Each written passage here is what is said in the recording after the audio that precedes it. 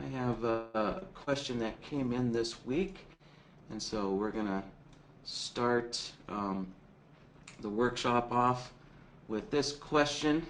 And so here's the rules that were given to me, and I've already got a chart set up with the indicators and everything just to kind of speed things along. All right, so this is an ADX and PPO, and I'm calling it a swing system. I didn't get a name for this, but we are looking at swing highs and swing lows of the indicators. So I guess it's kind of a swing system. This sounds very similar to a pinch system that I did almost a month ago, almost exactly a month ago. Someone had asked, I brought up the question, I brought up a system using the ADX and PPO as well, but they were looking for pinches in that system. So for example, these little pinches here. So, so this actually sounds almost nearly exactly the same. It's just looking at it from a different point. Instead, we're looking at the swing points. So we'll approach this from, just approach it by using different metrics at looking at things. And so I haven't built this yet, so I don't know. Maybe it is slightly different than that pinch system, but it's looking kind of similar. All right. So let's see. So since the word swing was used, so we're looking for the swing high of the ADX or the swing low of the ADX, depending if it's a long or short situation. So we're going to have to apply a swing indicator onto both of the indicators, onto the PPO and onto the ADX. So let's do that first.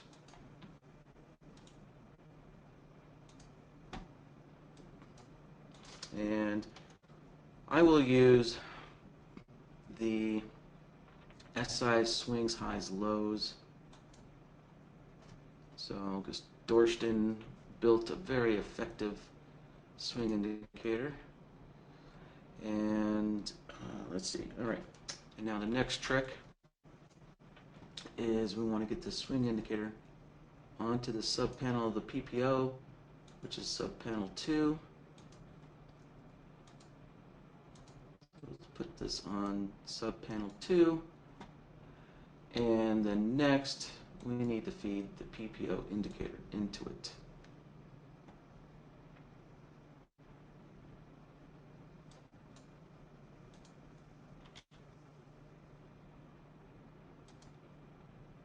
All right, and we're just using the default period settings for the PPO. And yeah, we're just going to use the default plot, which should be the PPO plot. And let's see what we get. Yes, all right, yeah, that looks good. Yeah, it looks correct to me for that. And now we're going to do the same thing for the ADX.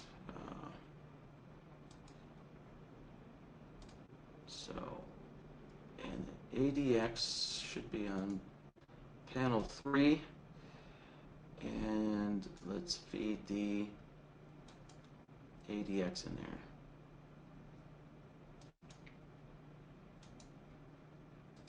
And we're using a 13 period for the ADX.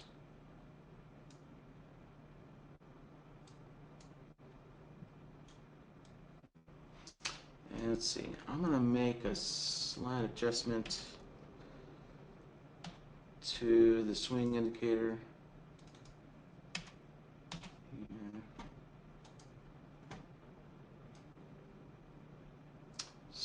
what I'm trying to do is kind of minimize all of these little minor swing highs and swing lows. So I think I got rid of some of them. Yeah. All right. I'll just use these settings and see how it goes. All right. So the adjustment I did is I changed the number of swings up to 4. So the default is 3, 3 and 3. So I changed it to 4 and 3. All right. So let's take a look at a long, and we'll try and find a long here. Okay, so the ADX needs to make a swing high, and here we go. We definitely have a swing high right there. And let's see. And then the PPO has to make a swing low. And we have that right there. And sure enough, that does look like the pinch system.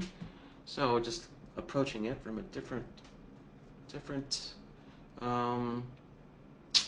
from a different kind of indicator point of view. All right, so yeah, all right, and let's see if there was anything else. And so we want this to happen within a threshold of n so many numbers of bars. So which we can adjust. Yeah, so we can adjust that number within BloodHound. All right, so let's get that built, and then we'll come down to this secondary part here and look at the rest of the other conditions here. All right, so we do need to look at the DI plots down here, and also the PPO's signal plot there, the red one. All right, so we've got the indicators kind of set up on the chart, and so let's open up BloodHound here and get started with BloodHound.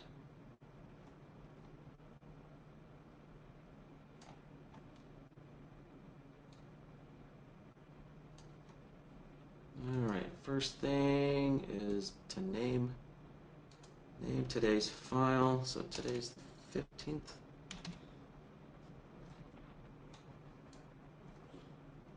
All right.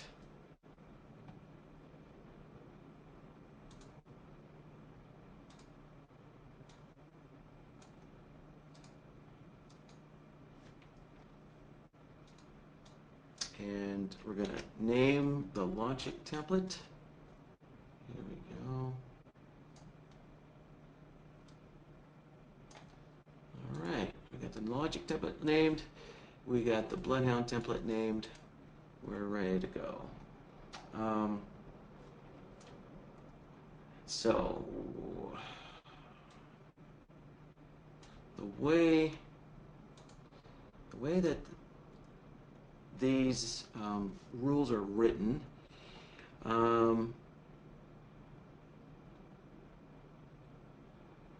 is that basically we just need to wait for a swing high and a swing low to happen within n bars of each other.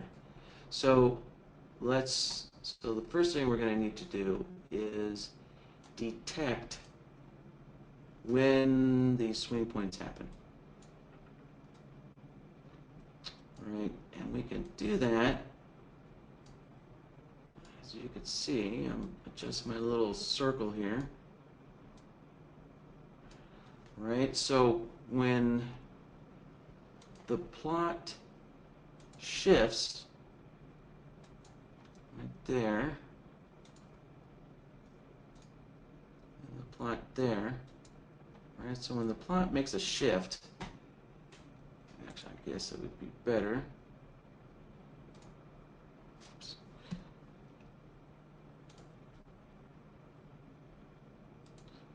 It's probably a better way of drawing my arrows. Right, is when the plot makes a shift, right, that tells us when a new swing point has been detected. Right, is that plot, the swing plot makes a shift or a jump. And so we'll use the comparison solver to detect that change in the plot, right? That change in value in the plot, right? So basically, the pink or the magenta dashed plot, the value is changing, and we'll detect that change, and that tells us that, right, a new swing low has been made. And then when the cyan, the blue plot, changes, that tells us a new swing high has been detected. So let's grab some comparison solvers and do that kind of detection work. So let's connect that up. And all right, so now here comes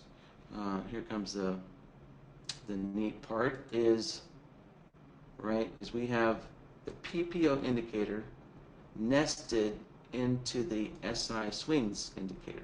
And so we have to do the same thing in BloodHound that we did on the chart. So let's grab the SI swings, highs, lows. That's ultimately what we're reading. Right, so we're going to be looking at the widest tops and the widest bottoms. Right, the widest tops is the magenta line. The widest bottoms, that is the blue line. The blue line. And let's see. All right, number of swings. There we go. We got 3 and 4, just as we do on the chart. Okay, now we need to nest the PPO indicator into the swing size lows.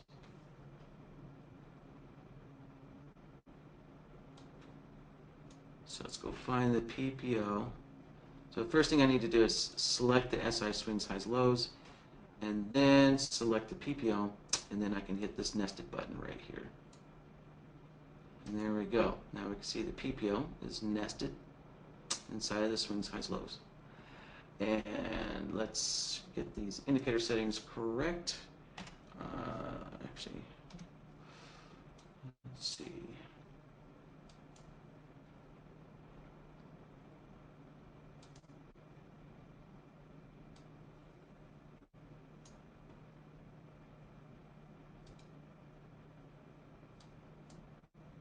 And, oh, shoot. I hit cancel by mistake. All right, so let me set this up again.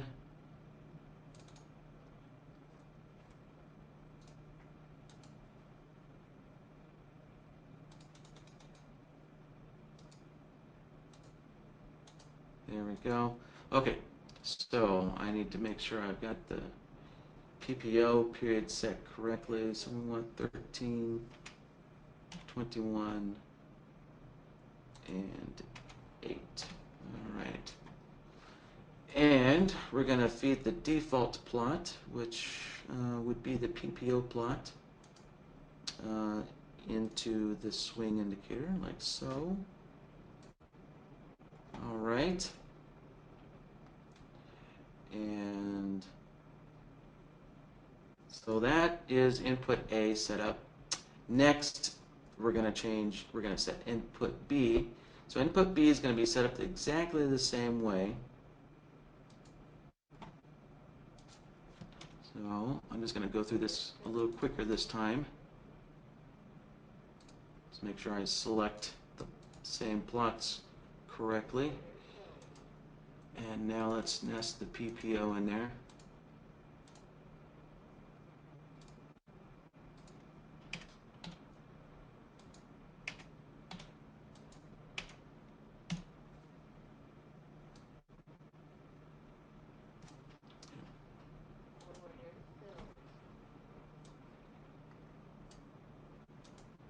All right, so I've got the swing indicator, right, with the PPO nested into it.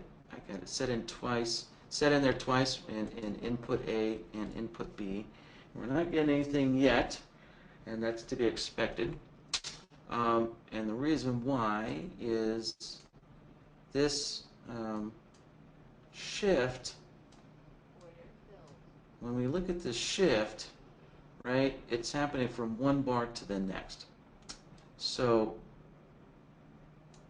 if this is our current bar, stretch this way out, right? So this current bar, the swing indicators, the blue, right, the blue line has risen, and we have to look back one bar, right? So when we're doing this, when we're checking to see if the indicator shifted, we have to look back one bar to the previous bar to see if it shifted. So to do that, we need to use this displacement. We're just going to set a 1 in that displacement. And there we go.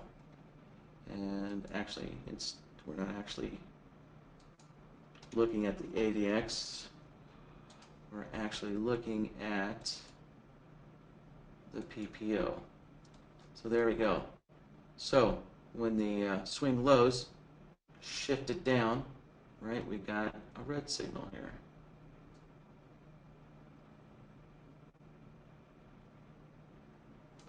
And also, when the swing highs shifted, made a shift, there we go. We got a long signal telling us there was a new high, and there we go. And when we got a new low, we got a signal telling us there was a new low.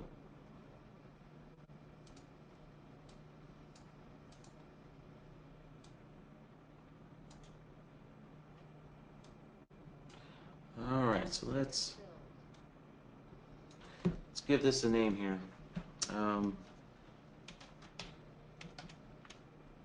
Let's see. So this is a new PPO swing high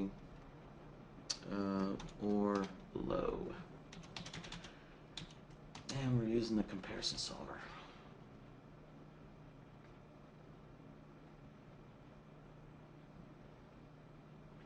And all right, so there we go. So, all right, we've got one of these comparison solvers done.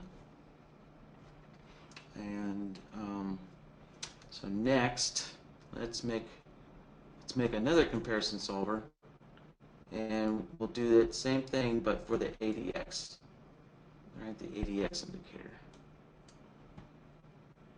So I can take a shortcut here. I'm going to take the solver I made. I'll make a copy of it,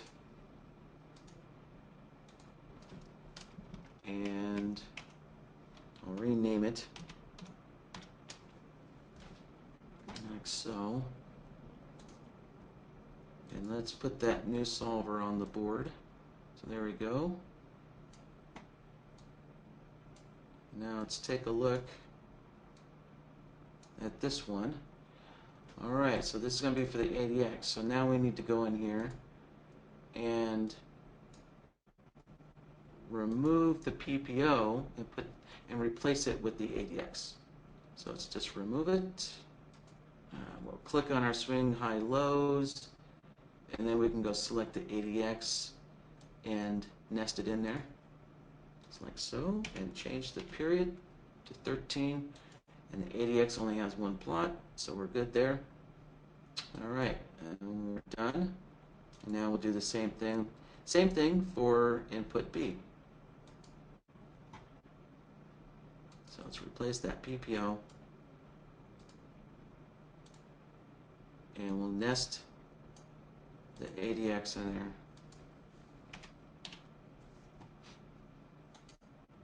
Click OK.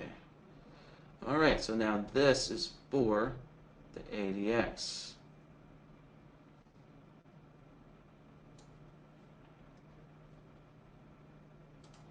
And we can see all these little short signals right here, because we are getting all these little tiny new lows coming from the ADX.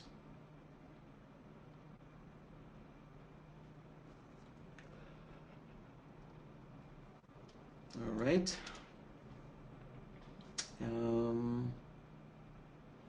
And okay, so now what we need to do is detect when we're getting these, changes in the swing points at the same time. So let's take a look at the PPO, and we notice the PPO is giving us a short signal here. And then if we look at the ADX, it is giving us a long signal.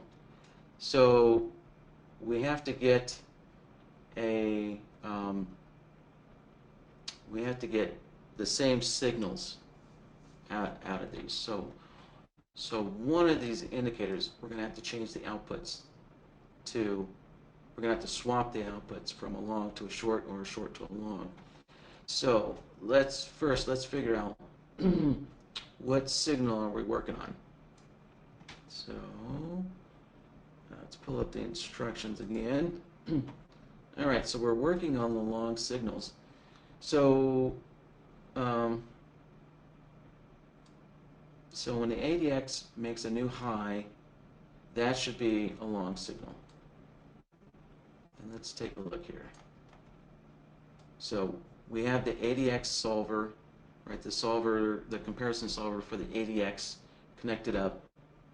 And so the ADX is giving us a long signal here. And then when the PPO makes a swing low, so let's take this solver that's using the PPO connected in. And so here's a new swing low just being made.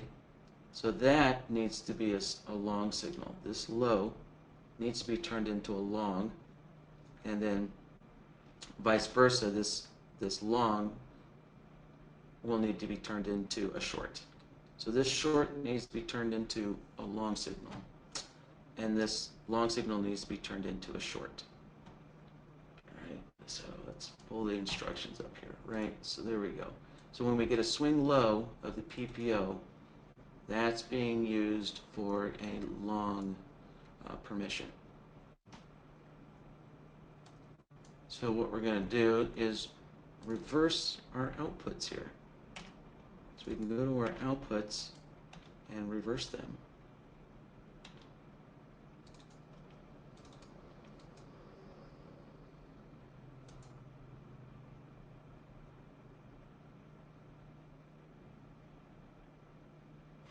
And yeah, that's right. And we also need to go and reverse our plots as well, because we're using the swing bottom plot, right? So in other words, the swing low. So the whitest bottoms is the swing low.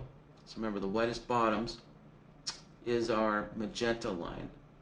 So we're actually using our magenta plot to generate a long signal. So therefore the swing bottoms needs to be set to long. And we're using the blue lines. So on the PPO, we're using the blue lines, in other words, the swing highs, to generate a short signal because we're reversing them. So that's going to be the whitest tops. It's going to be set to a short to generate a short. And we need to go in here and set input B up the same way. So let's reverse these as well. And let's see what we got. Yeah, there we go. All right, so the PPO made a new swing low, and we're getting a long signal out of that solver. And the PPO is making a swing high, and we're getting a short out of that.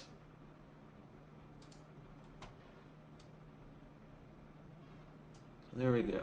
A swing low from the PPO, and we're getting a long output from that. Okay, so now if we look here,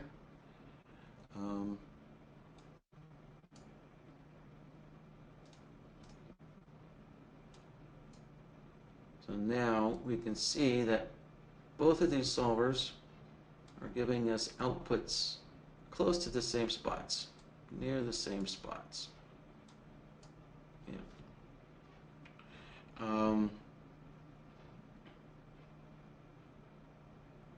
Yeah, okay, so now let's pull up the rules again. So now we need this threshold of n bars, of so many numbers of bars, or of x bars. Right, so it's all right. So we have a, basically, I guess what this part of the rule says is that the swing highs and the swing lows aren't going to line up with each other exactly.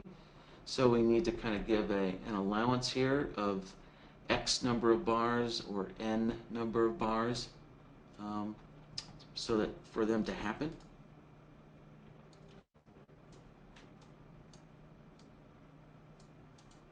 So that's it. There's two ways we can do this.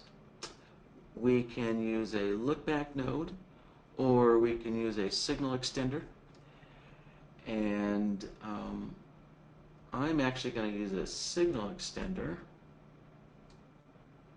and I'll explain why in just a moment.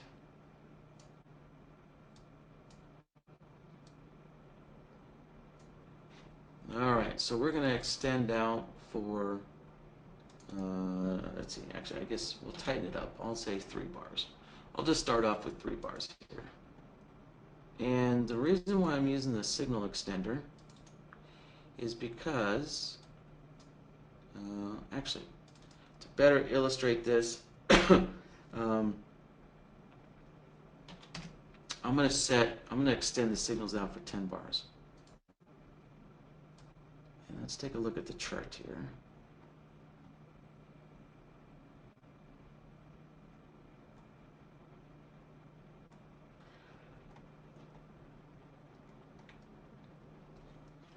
Okay, here we go. So it took a little bit, but this is what I was looking to find. So you see here how we have a long and a short at the same time. All right, so what that is saying is that we had a swing low.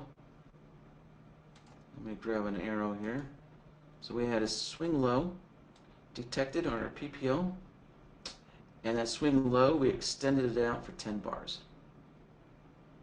All right, so basically we're waiting for a swing high on our ADX for 10 bars. So right, I'm just talking hypothetically just to explain a point. Right, realistically we're not going to wait 10 bars, but the reason why I'm using the signal extender is so that, say, if we do get a swing low, and then relatively soon we get a swing high. So we got a swing high right there, and so we got a swing low and a swing high, and we got it within 8 bars of each other. And so that's why we have a long output and a short output at the same time. However, to me it makes sense that with these system rules, that if we had a swing low on the PPO, and then all of a sudden we get a swing high on the PPO, that this swing high, since the swing high is more recent, that it needs to cancel out this swing low. Right? So in other words, we kind of went from a long permission to a possible short permission if a swing high on the PPO is detected, right? Shortly after this swing low is detected. So that's what we got here. We got a swing low, and then shortly after we got a swing high. So I want this swing high on the PPO to cancel out that swing low. And that is why I'm using the signal extender. All right, so right now we have an overlap of a swing low, which is giving us a long output, and our swing high, which is giving us a short output. And so I want the I want the short output to cancel the long output there. And you also might notice that right there, we got another situation where we got a long and a short output at the same time. So I want to prevent that. So what I can do is this input opposite signal, set that to true. And now look at this, here we go. So a swing low on that PPO shows up, and then when a swing high on the PPO shows up, it cancels the swing low. Right? Cancels that swing low. That's why I'm using the signal extender here. So set that input opposite signal to true, and we're good to go. And so next, all right, so next let me just turn down the extension down to just 3 bars. Something a little more reasonable. And we're going to do the same thing for the ADX swing points. Grab another signal extender. Let's knock this down to 3. And then our resets, I don't need the reset signal, but I do need the input opposite signal. Set that to true, and there we go.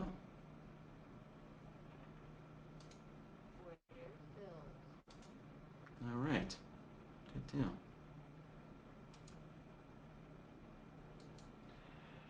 And let's see, another step here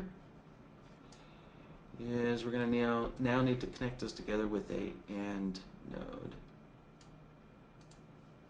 So let's grab a AND node. There we go.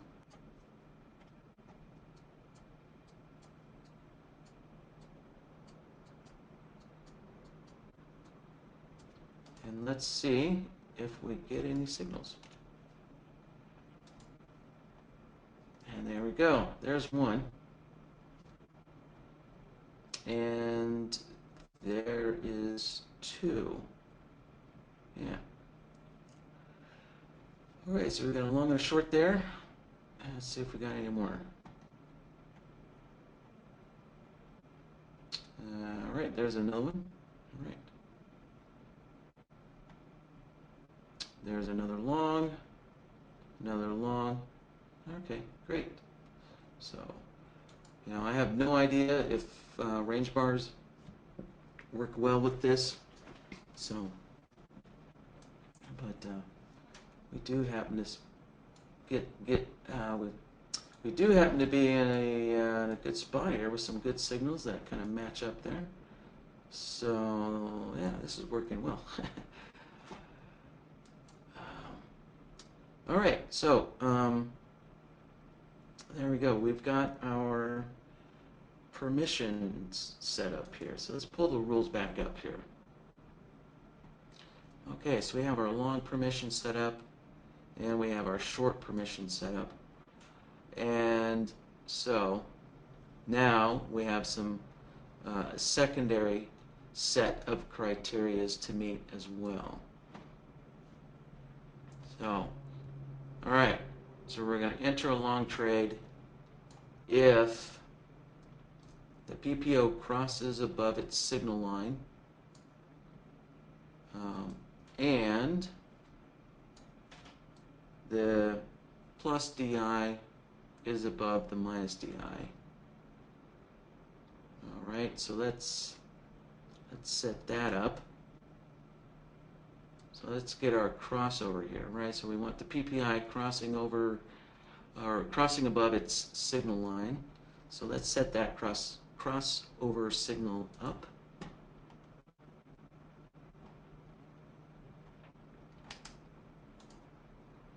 So grab a crossover. Let's connect this up.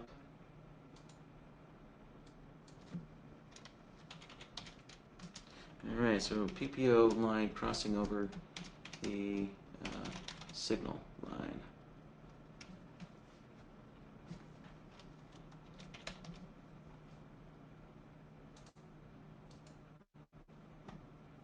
Alright, let's go grab our PPO.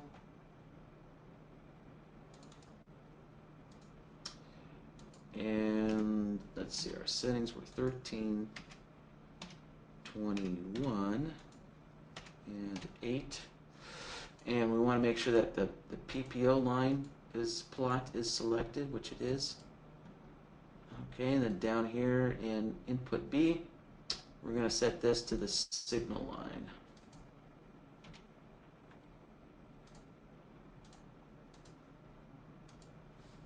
Alright, change our indicator settings. And now we're going to select the signal line, or basically the smoothed PPO. Alright, and let's see. So let's stretch the indicators out a little bit. Okay, there's our crossover points. You can see a bunch of them on the chart here. Right, PPO crossing over. Alright, we've got that. Let's pull up the instructions. And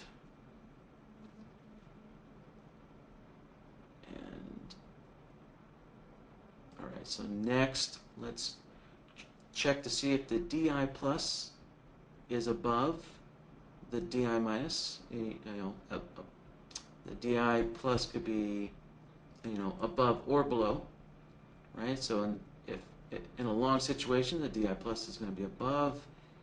In a short situation, the DI plus will be below the DI minus, right? So that is going to be a comparison solver.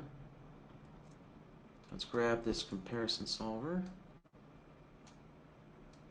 and we'll do that check here.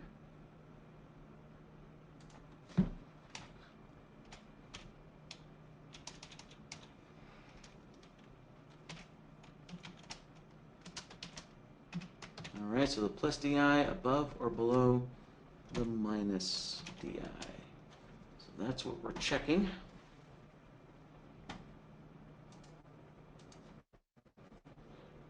Alright, and so the DI plot is coming from the DM indicator. And we're using a 13 period. So here we go. Select the DI plus plot, right? The DI plus plot, we're selecting that. And then down here in input B, this is going to be the minus DI plot. So we're just going to repeat the process that we just did. Go grab that DM indicator, change the period to 13, and then we're going to select the minus DI plot. Just like so. Alright, let's take a look at the chart. And so our DI plots are down here.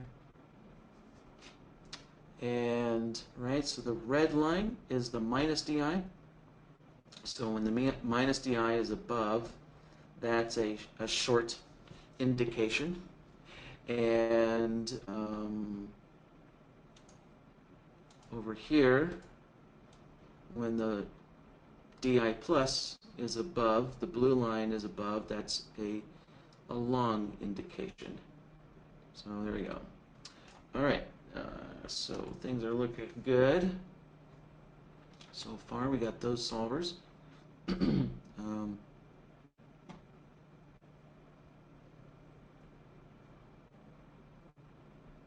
So let's pull up our rules again.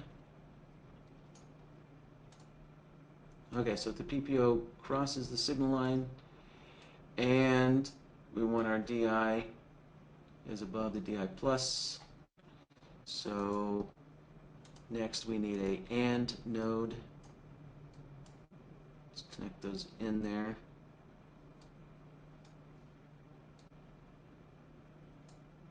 Like so. And let's see what we got. All right. So we got some short, some short triggers here. We haven't gotten a long trigger here yet, but we're not quite done. We also need the ADX to be rising as well. So let's see.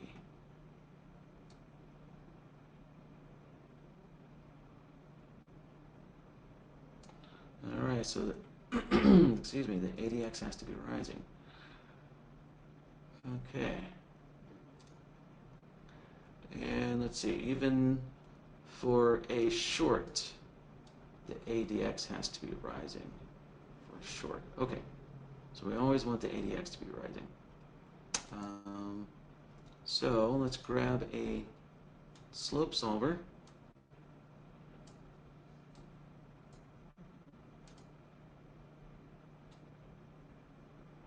And we're going to check the ADX like that. And let's plug in the ADX. Change the period to 13. All right, so if it's rising, it's going to give us a long output. And we're not interested in when it's falling here. All right, so we want to get rid of the falling. So we want to get rid of that short output. And let's see here.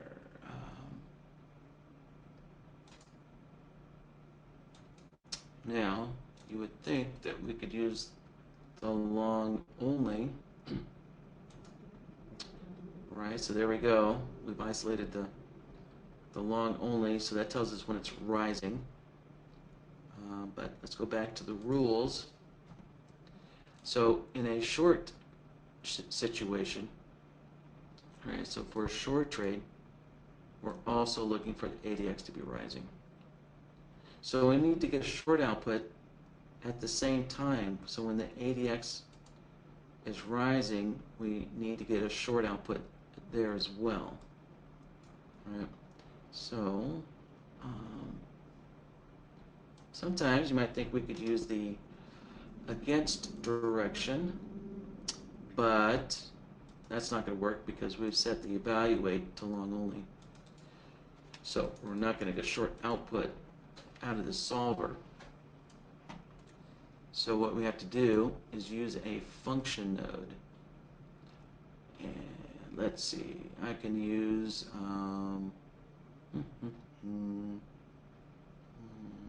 yeah, I'll use the long short modifier. I could use the inverter as well.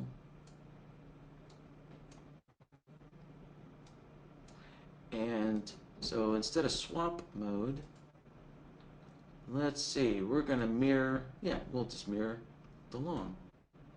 There we go.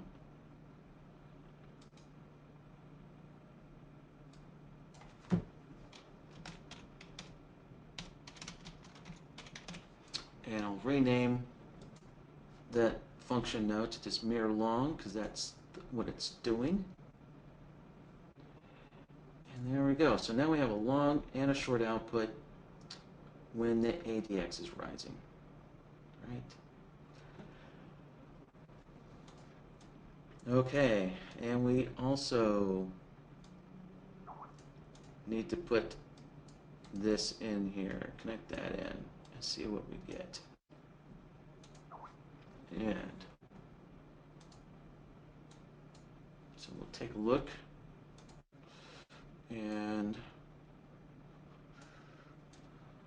all right, not too much. Not too much for the actual trade permissions going on here.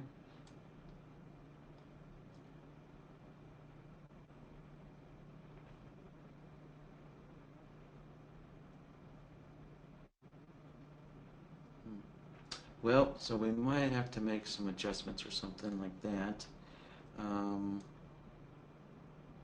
We'll have to see, but we're not quite done with all the rules here. So let's finish setting up the rest of these solvers and see what we get first before we start making some adjustments.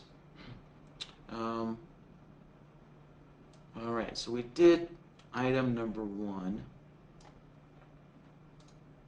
So we've got the crossover solver for the PPO crossing over the signal line. We have the comparison solver for the plus DI above the minus DI. And we have a slope solver to see if the ADX is rising. Okay, so now number 2. So number 2 could be the plus DI crosses above the minus DI, and we could have the PPO, already above the signal line. Right. So in other words, I guess what this is saying is we don't know if the PPO is going to be in the correct position first, or is the DI and DI minus going to be in the correct position first. So let's build a crossover solver for the DI minus.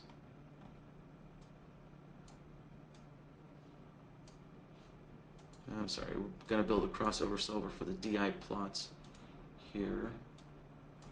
So, all right, the plus DI crossing over the minus DI.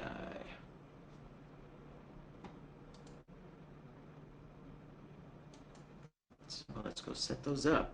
All right, so it's going to be the DM indicator. Set it to 13. And we'll select our plus DI plot here. And then down in B, we're just going to do the same thing again.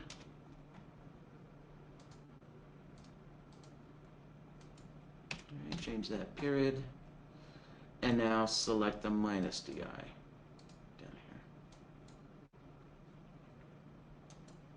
here. Okay, so there's the crossovers.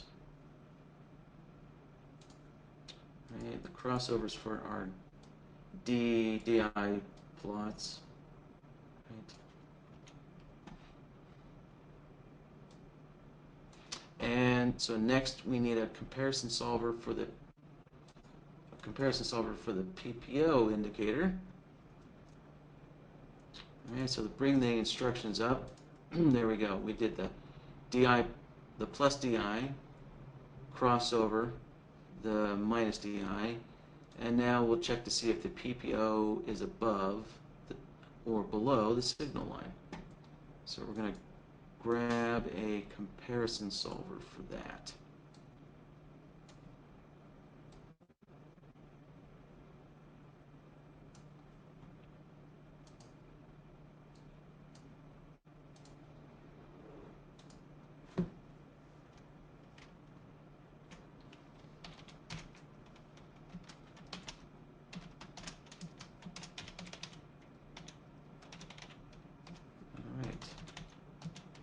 There's our name. And now let's go set the indicators up. All right. So we'll set the PPO plot in input A. There we go. Let's make sure we set our periods up correctly. There. And the PPO plot is selected. All right. Got that. And now let's put the signal line in there.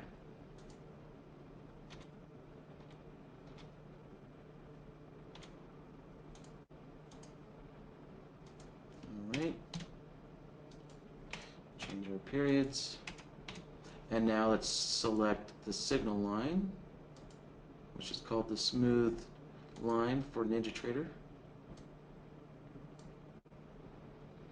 And let's check the chart. All right. So yeah, when the PPO line is below the signal line, right, that's a short situation. And if the PPO line is above the signal line, that's a long situation. All right, so that looks good. So next, let's grab another AND node. Alright, so if we pull up our instructions, so we got the crossover and a above or below situation, and we're looking for the ADX to be rising. So let's plug the ADX in there. Let's plug the DI crossover in there, and then we'll plug the PPO above or below the signal line in there. And let's see what we get.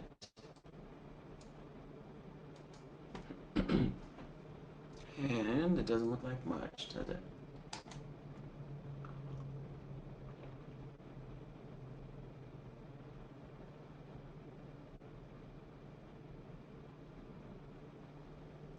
Well, there's one.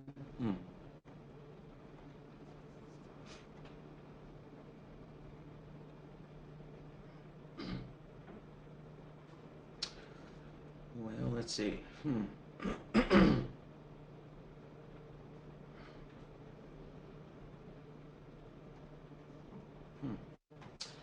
Well, we know that this is a long situation, and let's color code this.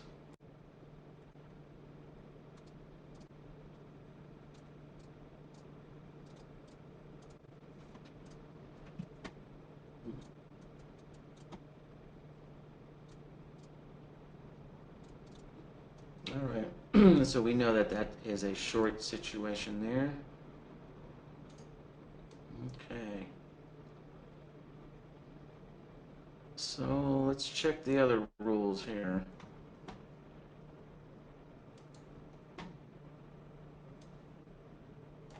So I'm going to focus on this long, what looks like, is going to be a long situation over here. And so the PPO crosses above the signal line, and let's see, so there is our crossover, and it looks like that crossover happened before we actually detected the swing points on our two indicators. So yeah, so it looks like that crossover sometimes happens first. So let's just take a look at this crossover, right? So this is our PPO signal line crossover, and so there you go. It happens on that bar, but our swing points happens one bar after. Right, so you can see the racing stripes don't line up. So let's just take our crossover, and you see this look back period. I can set that to 2, which you can see it takes our crossover and extends it out. Right, it extends it out an extra bar. So and let's see what else. So that might be necessary. But also, let's see, let's look at the DI plots. Yeah, they're backwards. So the minus is above the positive. So, yeah, so that's wrong. Until we get to the crossover here. Yeah, so basically we have to wait for this crossover to occur. Which actually looks like it would be this setup over here. Let's see.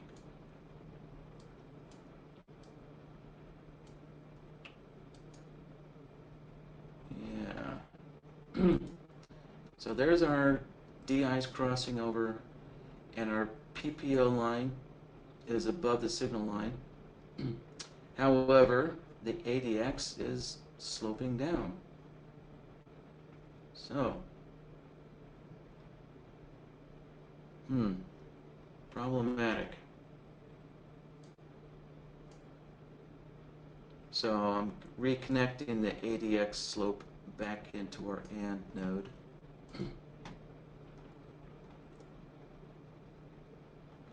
And so I'm just going to scan through the chart and see if that ever happens. And yeah, there we go.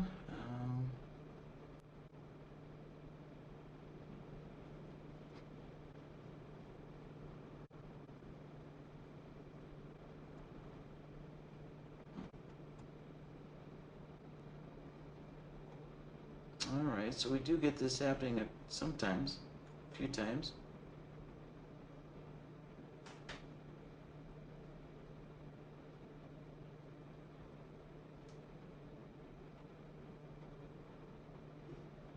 Yeah, okay. Well,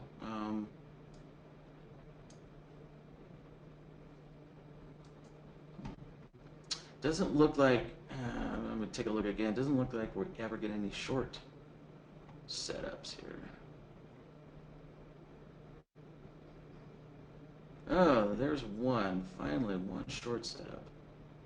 Wow. Very rare. At least with range bars. Oh, okay, there's another short setup.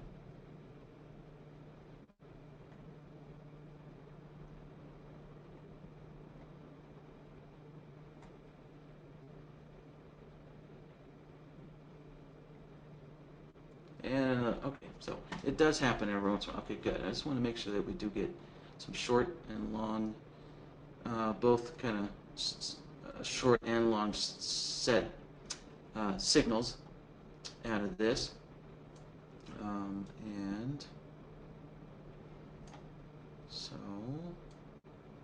all right, so let's kind of take a step back here. So we have created, item number 1, which is the upper AND node. So let's just put number 1 on there for that AND node. And the lower AND node, that is number 2 down there. So let's just call this number 2. There we go. And the way solvers work is that even for our short permissions here, number 1, well, once again, number 1, we're looking at the PPO, crossing below the signal line, which is the opposite of the PPO crossing above the signal line. So, and that's what this crossover solver is doing. So this crossover solver is, the solvers are set up to basically kind of do their opposite automatically. So a crossover solver, it's going to check for a cross above the signal line, and it's also going to check for a cross below the signal line at the same time. Right? So this AND node for number 1 is basically already set up to do this item number 1 for the short permissions. Right? And so also we're looking for the DI plus to be below the DI minus. So this comparison solver is automatically doing that. And then, of course, the ADX rising. And so, yeah, that's what this is always going to do. Okay, so now either one of these could happen, right? Either one of these could happen. So remember, we have an OR in there.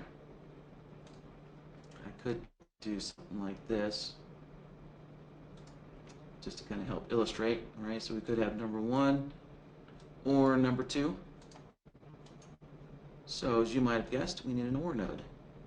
Let's put an OR node in there, like that.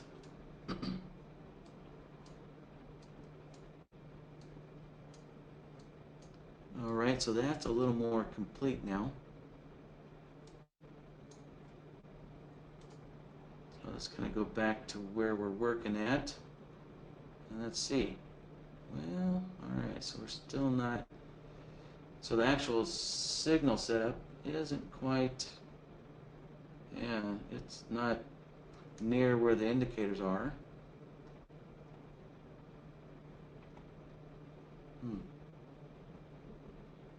Yeah, well, I don't know what's going on, but I think the final step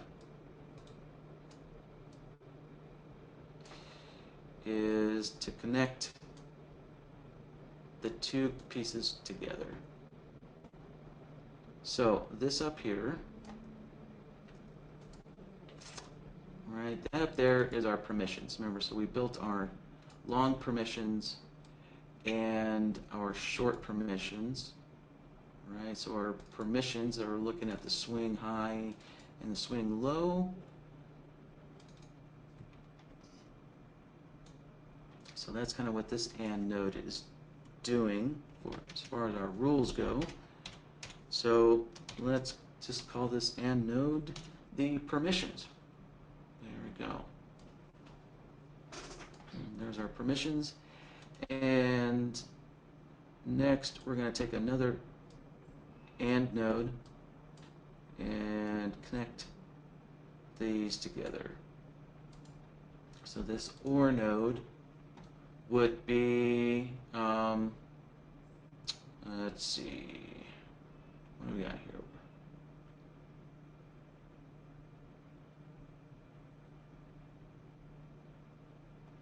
All right, so this OR node looks like it would be called the trade setup,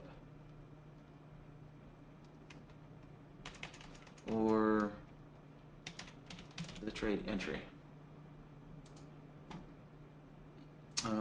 Yeah, this is called, because yeah, basically 1 and 2 is the enter point, or the entry point for the trades. So there you go, trade entry. Plug it into the AND node, and let's see if we get anything. Like I said, this system may not work on arrange bars.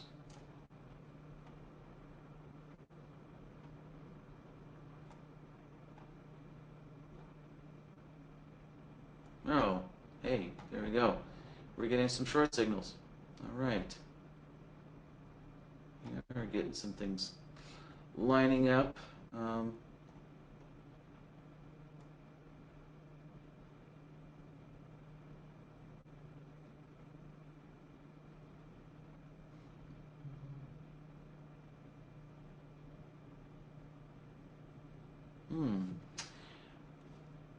okay. So I'm looking at how I set my swing indicator up.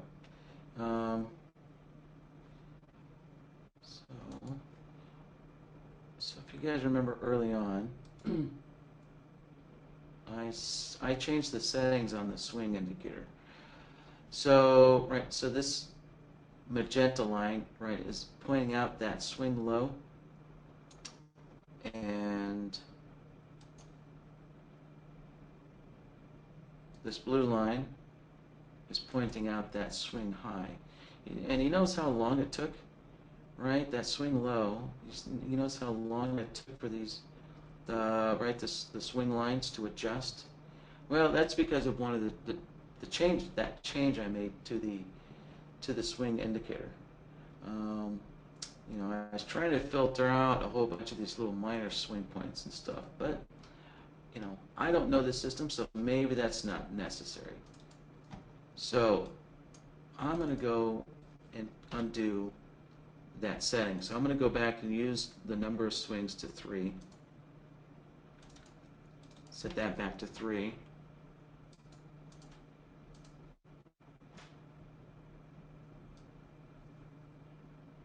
And let's see.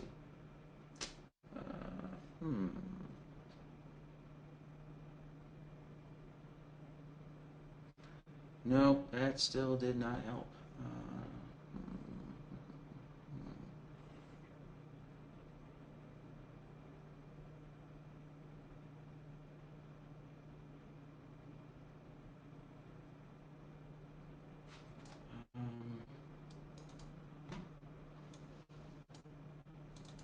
right, let's make another change. Let's set it down to 2 and see if that helps.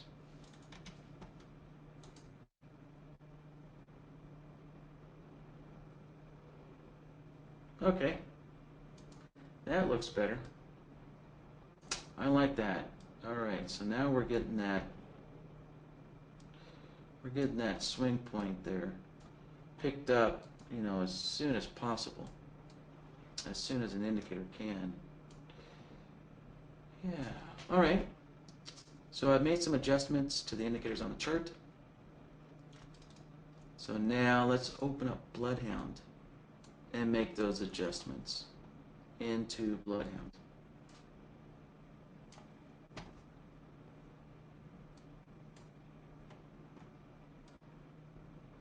So let's take a look at the permission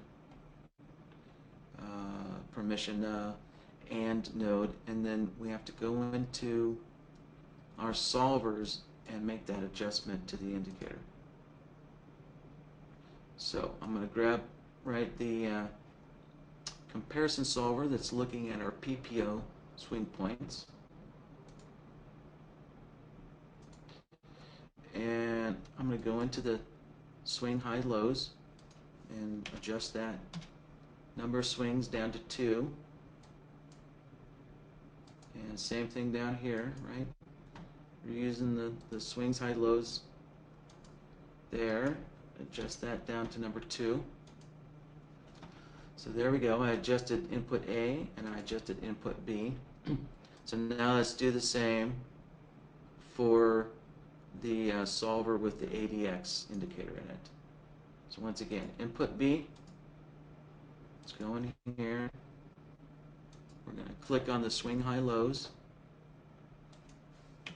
and adjust that parameter. All right, so this is for the ADX. So if you look right there, that's for the ADX swing points. And now we have to go down here into input B and make that same adjustment. There we go. Down to 2.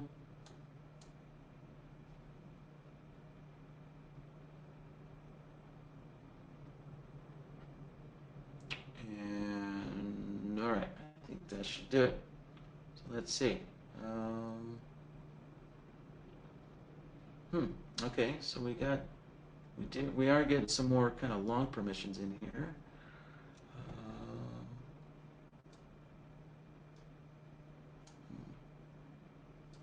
I'm surprised we're not picking up this one.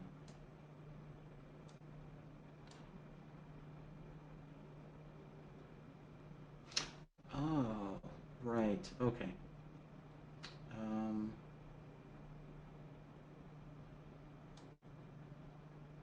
Yeah, so I'm going to take a look at that solver directly.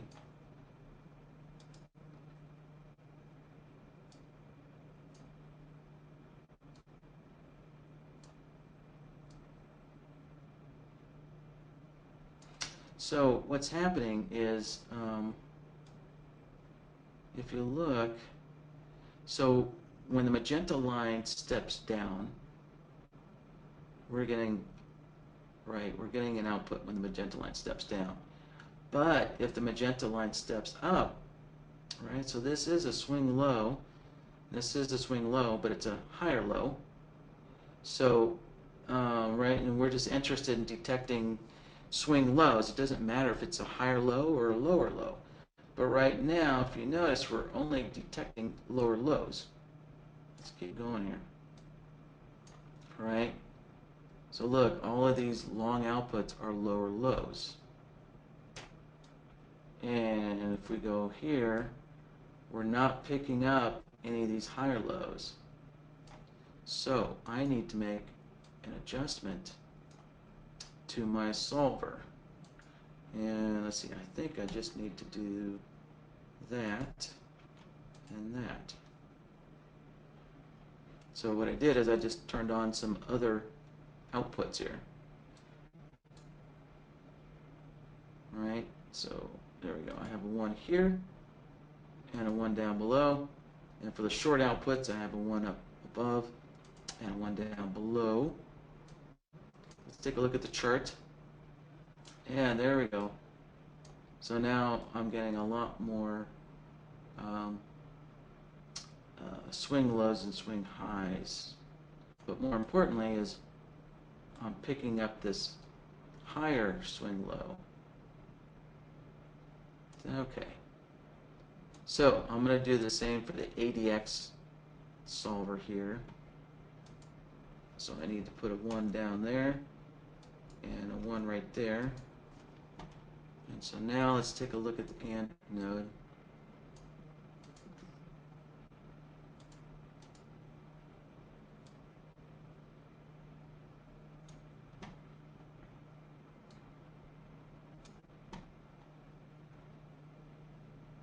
Okay, there we go. So now we're getting a lot more permissions here setting up. A lot more permissions setting up.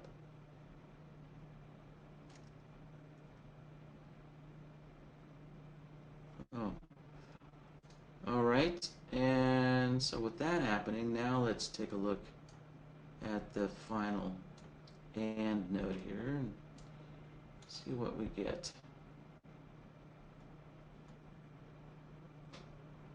All right. Does look like we're getting a lot more signals now. So there we go. There's some shorts going on there. A lot more shorts going on. Okay, we're getting a lot more longs happening now. All right.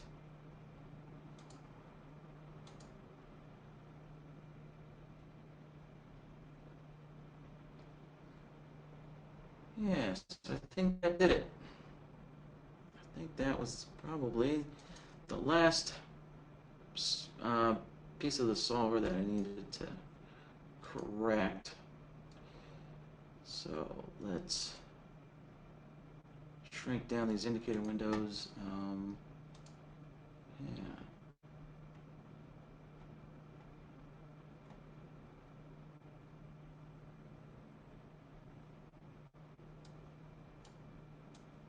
So there they are.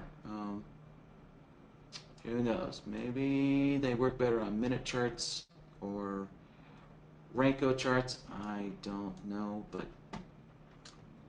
I think that is it.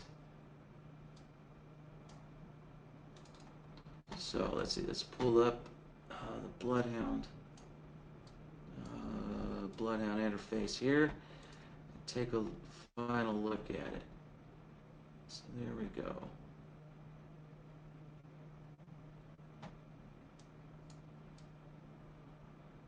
I'll just kind of consolidate stuff here a little bit.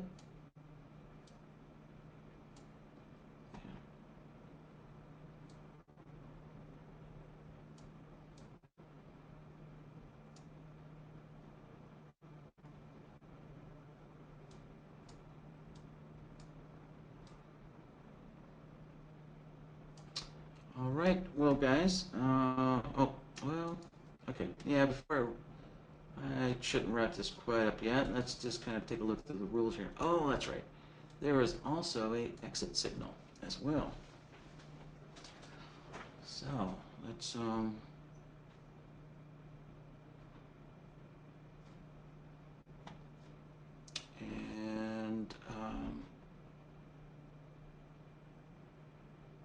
yes, we have an exit signal for both long and short. And then let's see, we got this last little disclaimer down there at the bottom. Let's see.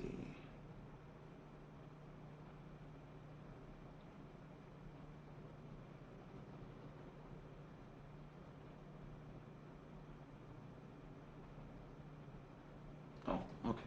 Well, yeah, this actually doesn't look like another rule to me, so we'll just kind of leave that out. But let's build these exit signals. So, yeah, it's basically looking at the PPO crossing the signal. Yeah, so if the PPO crosses the signal, I guess that would be in the opposite direction. So let's see. Here we have the PPO crossing crossing above the signal line, and here we have the PPO crossing below. Yeah, so it's just that crossover signal in the opposite direction. So let's see, our exit signal down here is the PPO crossing above for short. Yeah. All right.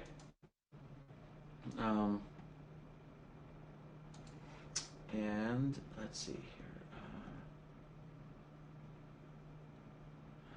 Yeah, you know what? Remember? So our PPO crossover solver, I had set the look back to 2, and I should do the same thing for the DI crossover. Yeah, I should make sure that they match, because who knows, maybe the DI sometimes comes early, crosses early as well, so I'll set that look back to 2, just in case the DI crosses earlier than the PPO does. Alright, so there we go, they're both the same now. And alright, so now let's make a exit signal. So here, let's rename this. We'll call this the entry.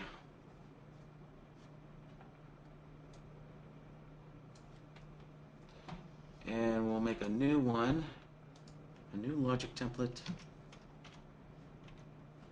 and call it the exit.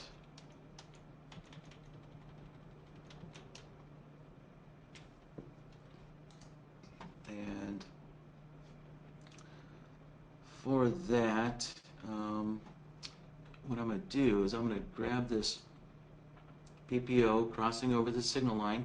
I'm going to grab that crossover solver, and since I have a look back period set to 2, I'm going to make a copy of this. So I'm going to make a copy of it and set it back to 1. So for an exit signal, we only need that look back to be set to 1. And I can also for clarification, we'll just call this the exit PPO crossover signal. Just so we know that this crossover is for the exit versus, you know, this other crossover solver, which is for the entry. Okay, so now that we have that built, we can now go into our logic template here for the exit, and let's get rid of that Y. There we go. And now we'll take a look at our existing solvers and click on the exit PPO crossover, connect that up,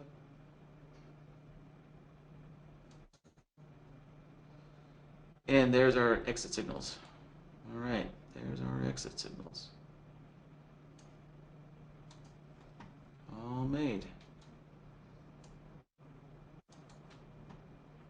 Okay, so with that, you know, then if we're going to plug this into Raven, so let's pull Raven up, and we'll load our BloodHound template. So there we go, there's today's workshop template. And it's always a good idea to look at your logic templates. You know, make sure everything looks good, make sure it all looks like it's connected correctly, and that you didn't accidentally leave it, you know, looking like this or something, right? It's easy to leave these leaders in the wrong spot. We'll just want to take a quick look at that stuff. We'll take a look at our exit. That looks good. Put it back on our entry, click OK. And now for the entry logic, we'll set it to our entry ADX and PPO. And then the exit, we can set it to the logic template that we named exit. All right, and we'll just submit market orders, so I'll leave this limit order set, leave it to false, and just submit market orders. And let's see, we'll turn the auto enable on, and I have no idea what kind of profit and stop loss to use. Actually, I guess it kind of sounds like looking at these rules. I guess we just exit the trade from the exit signal. So, all right. So if that's the case, we're going to leave our profit and stop loss blank. Just I don't know how to set this up, so I'll just leave them blank for now. Let's turn it on. See what we get.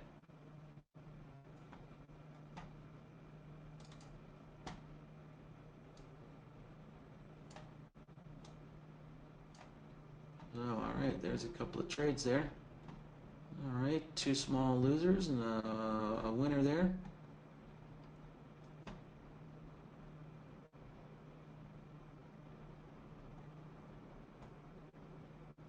And let's see, a couple of losers and there's a winner.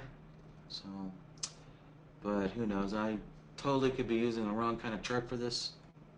But there we go. So, we know it's working in Raven. So there we go. There's a nice little short. And another nice short. And there we go, a little short winner. So, all right. Well, so there we go. That's basically, I just wanted to show how you would set this up in Raven there. Something like, so the important thing really, let me turn this off here. Right, so the important thing I wanted to show is using your entry logic and your exit logic. And of course, the rest of it, you'd have to set your profit and stop loss up accordingly to whatever you use, or maybe you use a limit order, don't know, but right, you can adjust all that stuff. But as far as getting your entries and your exits set into Raven correctly, this is how you would do that. And all right, so I'm just going to take Raven off there. And we're done. All right, so I think that wraps it up for this question. So, yeah, that was a nice, long, involved question or system there.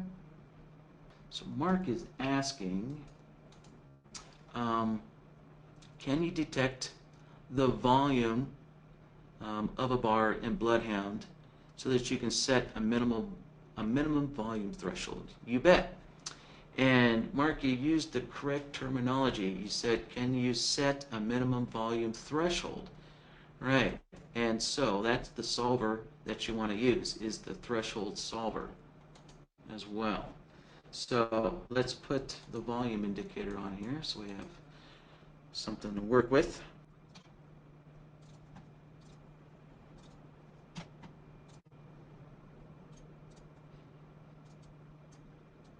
All right, I'm going to shrink down these other indicators. All right, so here's our volume.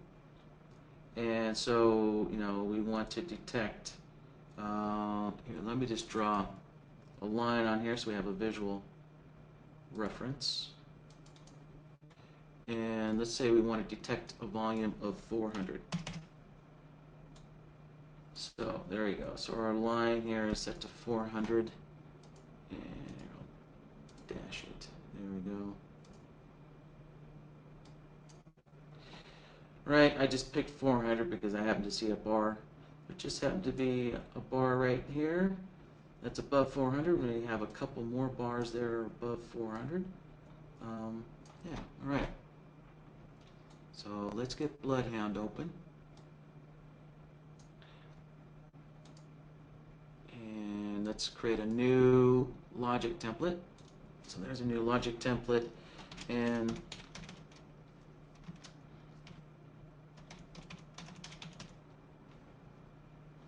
right, so we're going to try and, not try, but we are going to look for certain volume thresholds here. So let's grab a threshold solver right there. We'll connect that in.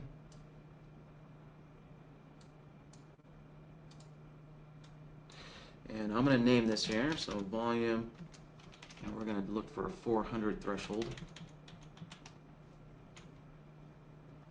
Alright, so first thing, let's switch our indicator over to volume. Alright, volume. Right, there's only one plot, so there's really nothing to do with the volume indicator, and there's no parameters or anything. So we're good to go there. And next, we need to put our threshold in. So let's put 400 in. And then once we've got that set, so we're interested, if you're interested, when the volume is greater than 400, we're going to set a 1 there. And since volume doesn't tell you long or short, right? Volume is just a statistical number. So what we're going to do is actually use, we're going to set the short output greater than 400 as well. So the solver is going to give us a long and a short output. So that way, this volume greater than 400 can be used for, you know, a short trade or a long trade, whatever the case might be. So there we go. Now, you notice how BloodHound kind of has this fuzzy logic, or kind of this variable output, right? This variable output here. So that's BloodHound's fuzzy logic and work.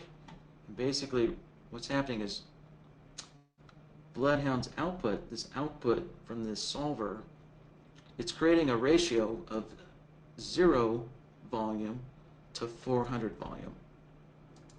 That's why we get this ratio here. But if you want an absolute, like you just want to detect an absolute number of 400 shares on the volume, then we can just put 400 in there twice. All right, so I have 400 in twice. So now there's no ratio, right? There's no distance between 400 and 400. So there's no ratio anymore. And so now we can say that there's more of an absolute output here, right? And so there we go. That's detecting our volume. Any spike greater than 400, well, at 400 or greater.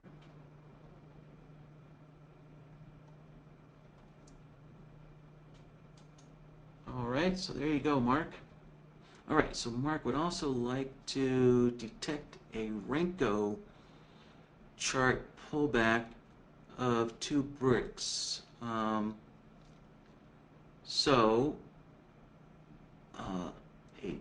2-brick pullback on a Renko chart. Okay. And let's see. No, Mark, you don't need to apologize. These workshops are for BloodHound trading purposes. So I'm only willing to address off-topic questions when nobody else has BloodHound questions. So BloodHound and Raven questions always take priority in this workshop, and that's why this workshop is called a BloodHound workshop. So, so don't worry about that, guys. All right, so let's see. Let's switch over to a Renko chart. And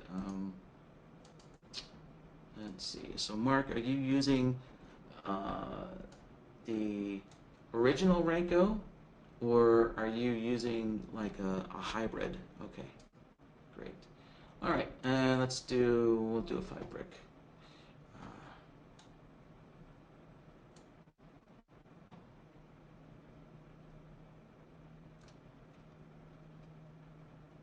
And so we're looking for a 2-brick pullback.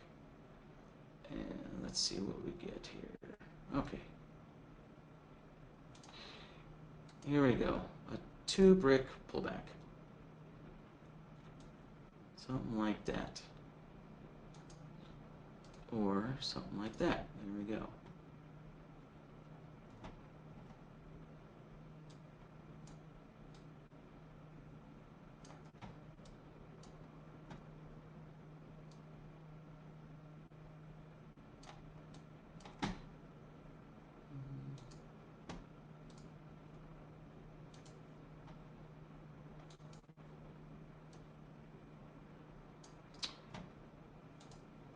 Alright, so now that I've got BloodHound back open back up, I'm going to make another logic template here, and what should we call this? 2-brick pullback, something like that, I guess.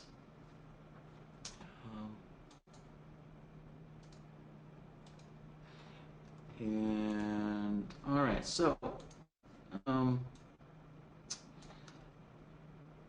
so let's take a look at what happens. So before we get a pullback, well, we actually get a reversal bar, right? So the first pullback is a kind of a reversal bar.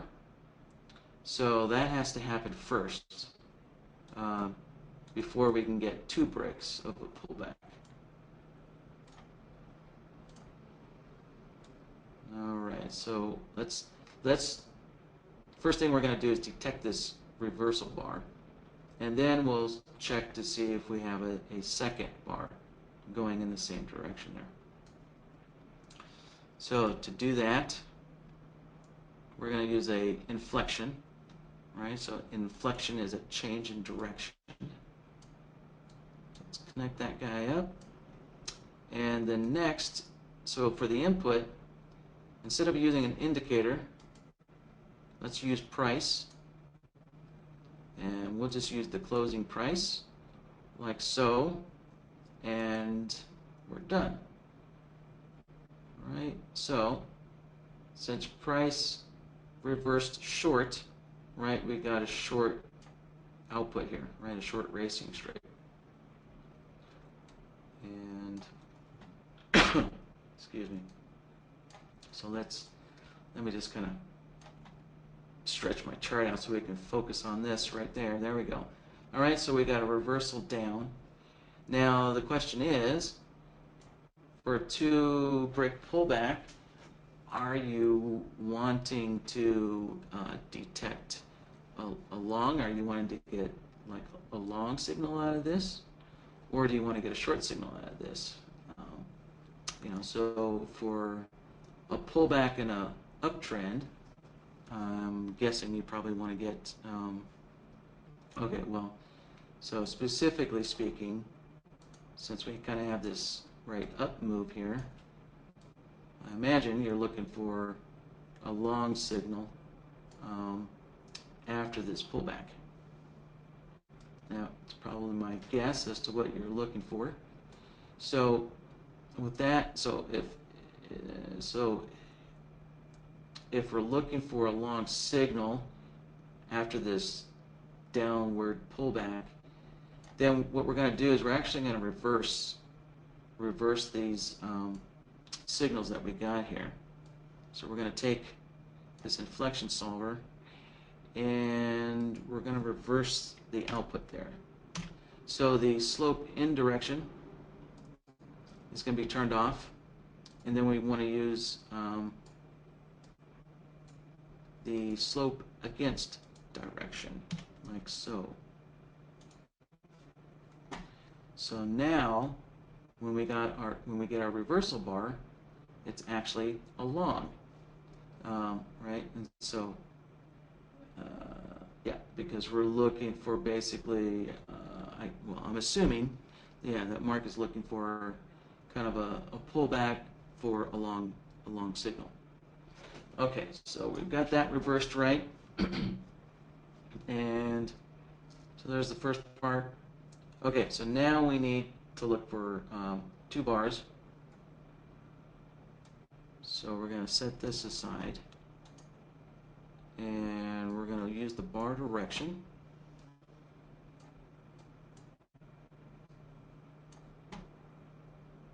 And we want to look for 2 bars, so we're going to set the number of bars to 2. And I'm going to change the mode to all or nothing.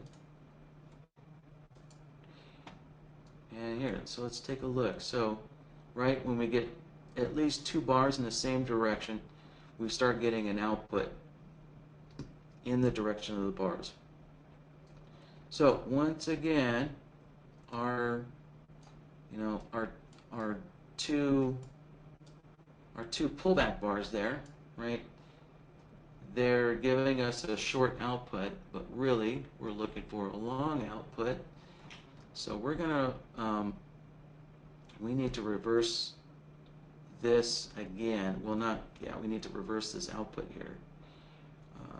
However, this solver doesn't have a output in the opposite direction. So what we're going to do is use a long short modifier.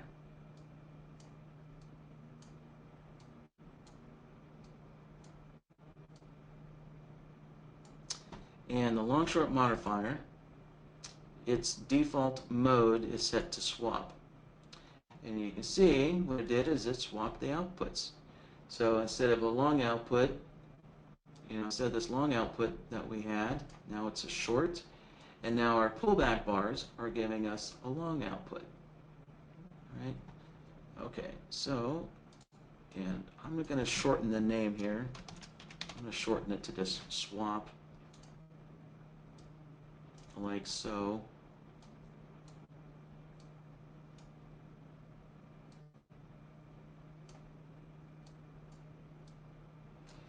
And let's see, let me go back to this inflection solver here. And let's call this a price inflection.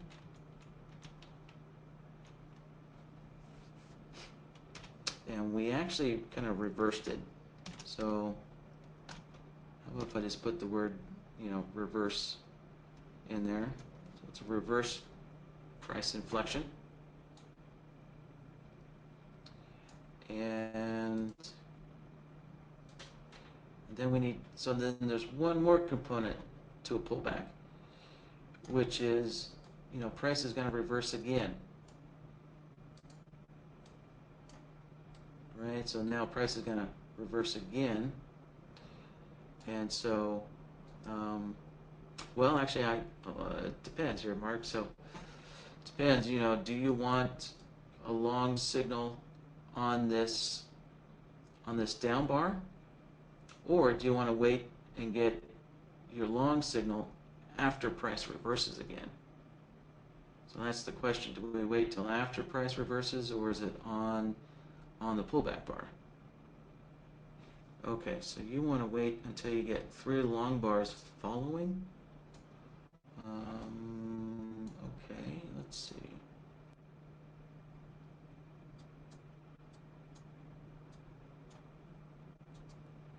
So you want to wait until we get to this 3rd long bar before you get a long signal. Does that sound correct? Okay. All right. Okay, let's see. All right. So before we get over here, we gotta work on this part here first. And let's see. So we're getting there. All right. So we got basically we got our first reversal detected, and we're gonna need to extend this reversal down. We're going to need to extend that out over here. And that'll make sense here in a moment, but we're going to need to extend that signal out. So I'm going to use this look back and set it to 3.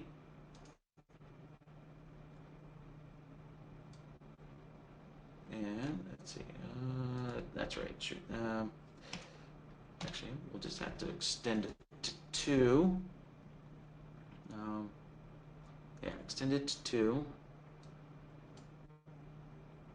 And now looking at the bar direction, when we get our second one, we also have a long output there. So now let's grab an AND node.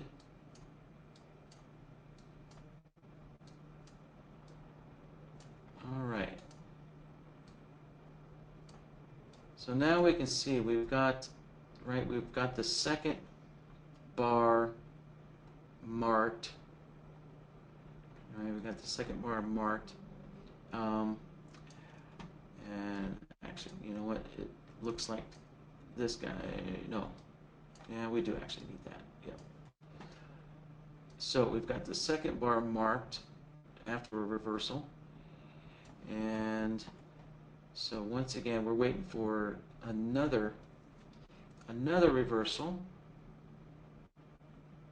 So I need to grab another inflection solver.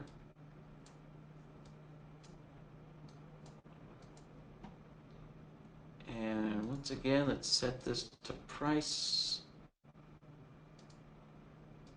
All right, we'll give it a name. And this time we can extend this one out to 3. All right, so we're waiting to get the signal actually on this bar here. So let's kind of mark it. Let's mark it with this arrow. So that's where we're looking for the signal. And so this inflection solver, since we have it set to 3, right, we can see it's extending out to the third bar there that Mark's looking for. And so now we're going to need another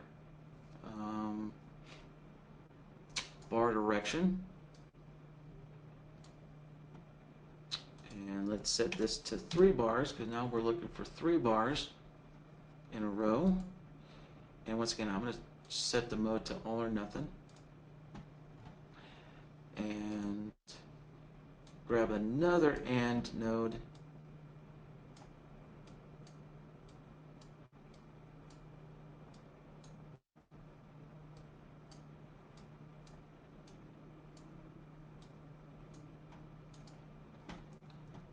Okay, so there's the signal. So what we're seeing is we're just seeing an output when we get to the third bar in the same direction. But that, you can see, right, so we got one here, but we can see that, previously there's more than 2 bars here. So this is just marking just the third bar, right, in the same direction here. So we can see we've got a bunch of reversals, and then when we get to a third bar in a row, so there's definitely no 2-bar pullback back here, right? So, and for this long signal, let me use this instead. So for this long signal, right, there's more than a 2-bar pullback here.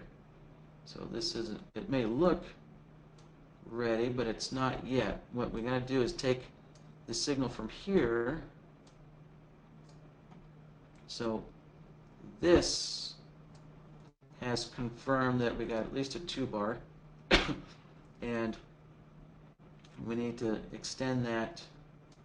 We need to extend this forward. So, but we're actually not quite done with this here. So I'm going to reverse these around a little bit.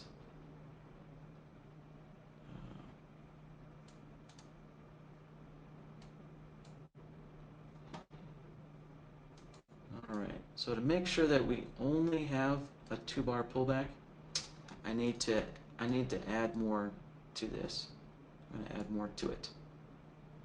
So let's see here.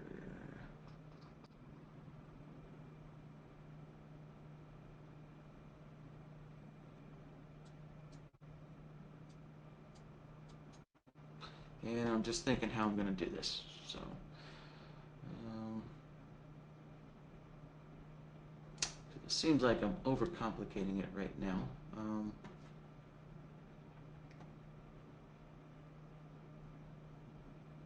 Well, okay, I'll just take little steps here at a time. So right now we have we have our second pullback bar, and so we need another reversal bar here. Right, so we need another reversal so that way we know that we only have two pullbacks. So I'm going to create another inflection solver.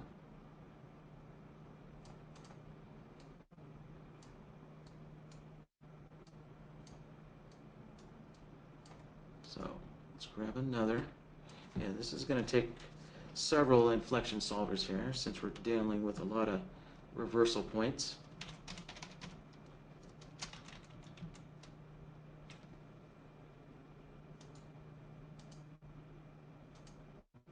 There we go. All right, so we can see we've got a long, right, for this reversal up, we have a long. And if we take a look at this, right, that long is one bar back. So I need to get this long signal that's one bar back, I need to get it extended forward onto the same bar as this inflection solver.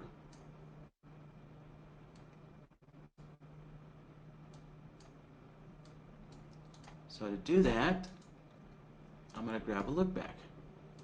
That's kind of what this look back is for. And the look back, by default, it has a displacement turned on to 1. And that's what we're going to be using. Is we're not really using the look back period, so we'll just leave that at 1, but we're using the displacement to shift the signal forward.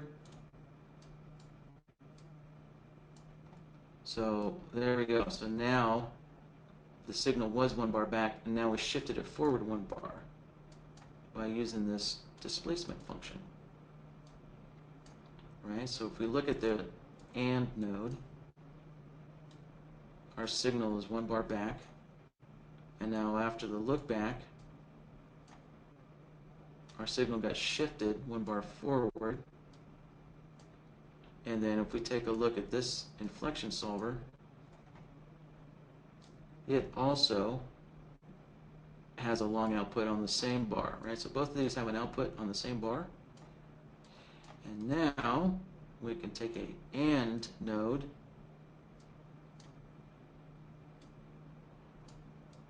connect those in there. Take a look at that AND node.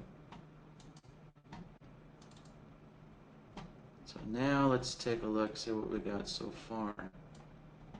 So you notice how we're only getting an output here after a two bar pullback. Right? So we got a run, a 2-bar pullback, right? And there we go, and then in the same direction. So this is just detecting the 2-bar pullback. Right? So we got a run and we got a 2-bar pullback and the signal afterwards. Right? So we actually had 2 bars, and then that could be considered a pullback for a short. So right now we managed to detect a 2-bar. Basically, it's 2 bars in the opposite direction. It's kind of what we've detected here. Right, and so now we need to also add the 3-bar continuation here. So we're looking for this 3-bar continuation. So we need to tie that in next. All right, so this is our 3-bar continuation. So let's actually rename this here.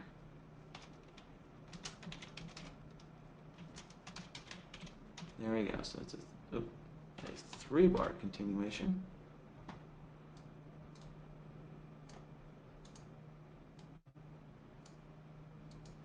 And this AND node, we can name it to a 2-bar, right, pullback.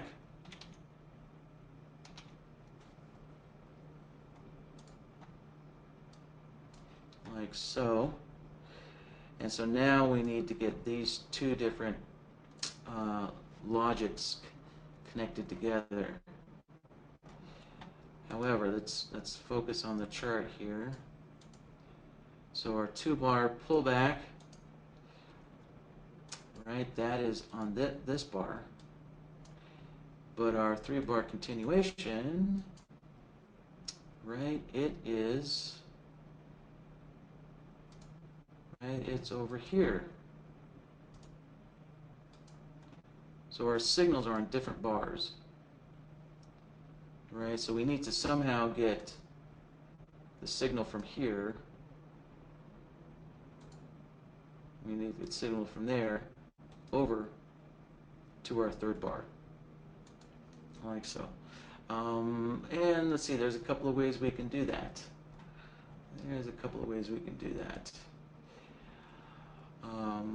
Let's see, I guess we could just simply use a look back, or we could use a signal extender, and I guess since this is such a simple thing, just to kind of hard code it, we'll just use a look back. So the look back is more rigid than a signal extender, but but for this case it ought to work just fine. Actually, it will work just fine. So what I'm going to do is use this look back, and now I'm going to change the displacement to 3. I'm sorry, I'll change the displacement to 2. There we go. So if we look at the chart, now our signal, right, is actually on the signal bar of our 3-bar continuation. Right, so we took this signal, our 2-bar pullback, and we shifted it forward 2 bars, just like that. All right, and so let me kind of rename these here. So this is actually a displacement of 2. That's what this look back is doing. This look back here, it's doing a displacement of 1. So there you go. It's good to go back every once in a while and kind of rename your stuff here. And so now let's take a look.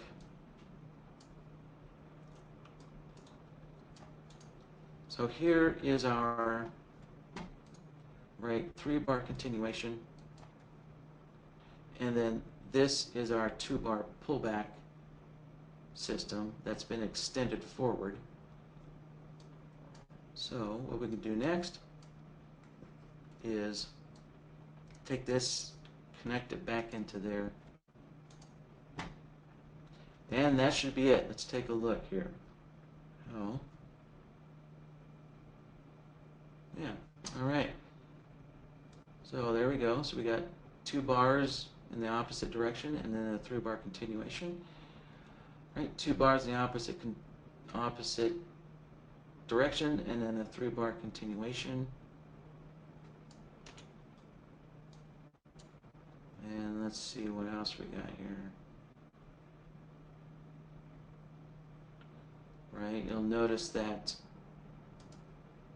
we only got a 1-bar pullback, so no signal.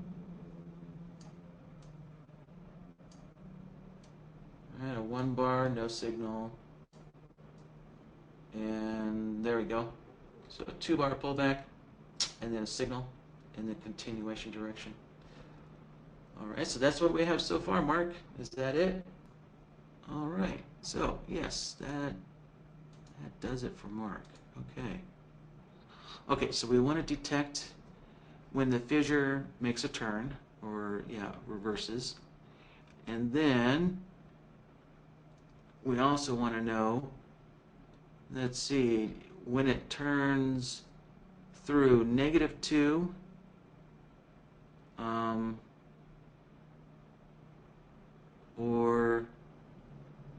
let's see, or down through the positive 2. Oh, okay. I get you. Okay, yeah, so this is kind of like a common, yeah, so this is kind of like a common CCI kind of condition that we're looking for here. So let me set some things up here. All right, so I'm going to put some lines on here so we can see what, so I can have a visual.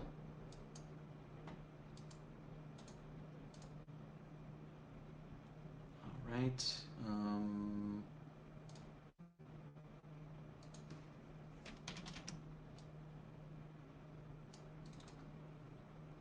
Okay, so what Forrest is looking for is, first of all, we want to find these turning points, these reversal points here, or as we call them, inflection points. So in mathematical terms, that's a inflection point. And then we want to find this crossover point here, where the indicator actually crosses the positive 2 or crosses the negative 2. Yeah, so, all right. So really we don't have to, at least according to all the information I have from Forrest, we don't really need to look for these turning points, right? Because in order to get this cross down, right, the indicator has to be above positive 2 in order to get a cross down. So we really don't have to look for this reversal point above +2 within BloodHound. We can just use a crossover solver to look for this cross down point. Or let's see, here we go.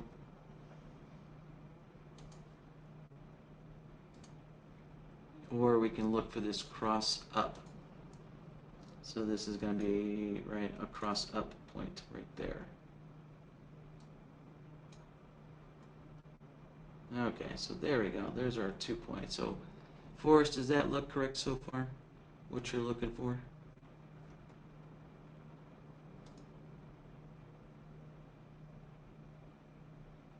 Okay, great. That's it. All right, yeah. So, Forrest, this is just going to take one simple crossover solver to do this. All right, so let's get BloodHound open here. And let's go to our logic tab. And let's make a new logic template here. So, what should we call this? I'll call it +2 / -2 crossover. All right. Let's grab a crossover solver. There we go.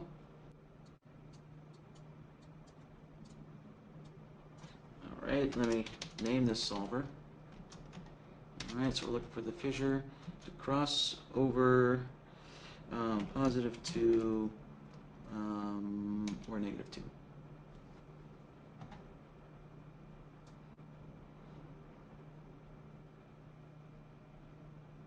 And actually, yeah, hold on a sec. That's right. Since we're using fixed values here, right? We're using a fixed value of +2 or -2. This is actually going to require a second solver for now. So it's just, we'll just do the +2. So let's do this. We're going to look for a cross down on the +2. All right, so let's stick our fissure indicator in there. And And all right, period 10, I'll just use default settings here, like so. Let's see on the chart. Yeah, the chart is a 10 period as well. Okay. All right, so in A, we have our indicator. B, that's going to be our fixed value here. So let's put 2 in there. And there we go. So we can see, right, the indicator crossing above 2 and below 2. However, we're only interested in the short cross downs.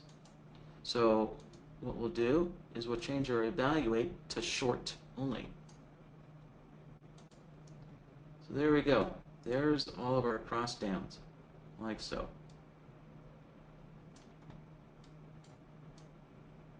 And all right, so now we need to make another crossover, and we're going to set it to the -2 value.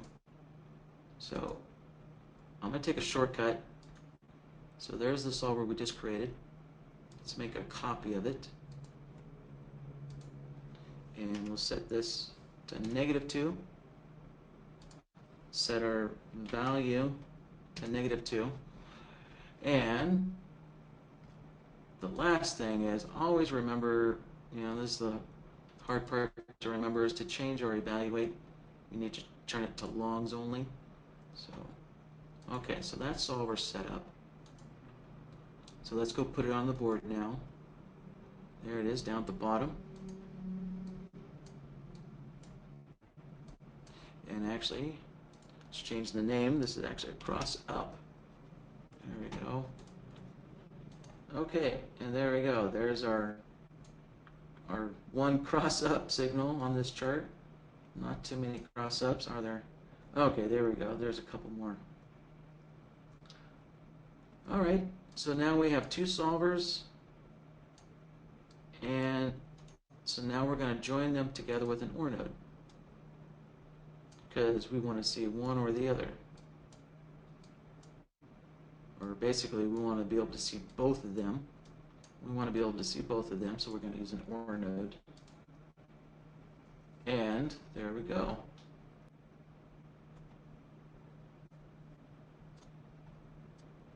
All right, Forrest. So does that do it for you? All right.